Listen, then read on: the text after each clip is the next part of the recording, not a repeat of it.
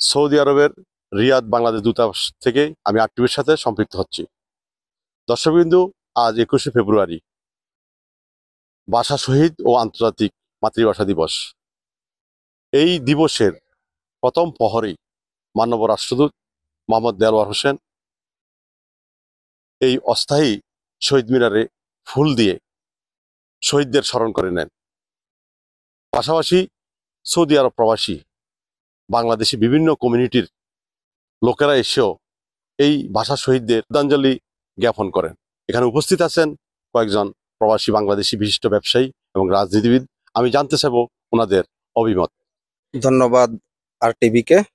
আমার নাম মোহাম্মদ হাবিবুর রহমান হাবিব। আমি একজন ব্যবসায়ী, একজন সৌদি আরব প্রবাসী বাংলাদেশ কমিউনিটির ব্যক্তি।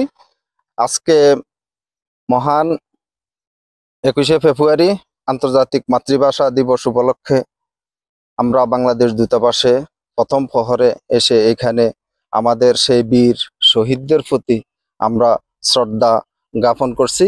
আর এই সুযোগটি আমাদেরকে দীর্ঘ 17 বছর পর করে দিয়েছেন আমাদের সেই জুলাই আগস্ট যেই ছাত্র জনতার অভ্যুত্থানের মাধ্যমে যে আমরা নতুন স্বাধীনতা অর্জন করেছি। 52 ভাষা আন্দোলনের সকল শহীদ, 71-এর বীর মুক্তিযোদ্ধা, জুলাই আগস্টের সকল শহীদদের প্রতি বিনম্র শ্রদ্ধা ও ভালোবাসা। 52-র ভাষা আন্দোলনে যারা শহীদ হয়েছে তাদেরকে ওদের সম্পর্কে ওদেরকে অনেক অনেক কৃতজ্ঞতা জানাই, আমরা অনেক ধন্যবাদ জানাই তাদেরকে। এদের কারণে আজকে আমরা এই সুন্দর একটা পরিবেশে এখানে আসি এটা উদযাপন করতে পারছি, এটা তাদেরকে ধন্যবাদ জানাই।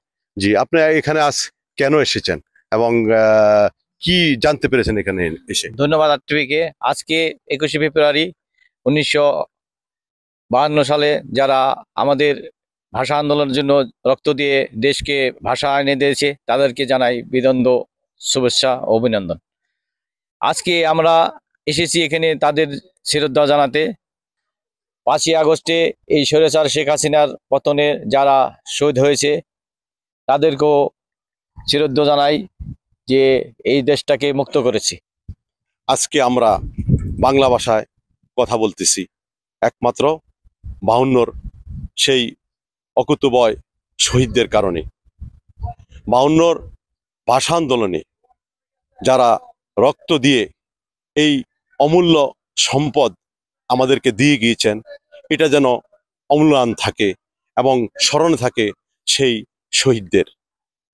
পৃথিবীর ইতিহাসে রক্ত দিয়েছে ভাষার জন্য এমন কোনো দেশ নাই, একমাত্র বাংলাদেশ। সৌদি আরব রিয়াদ থেকে সোহরাব হোসেন লিটন, রিয়াদ প্রতিনিধি, আরটিভি।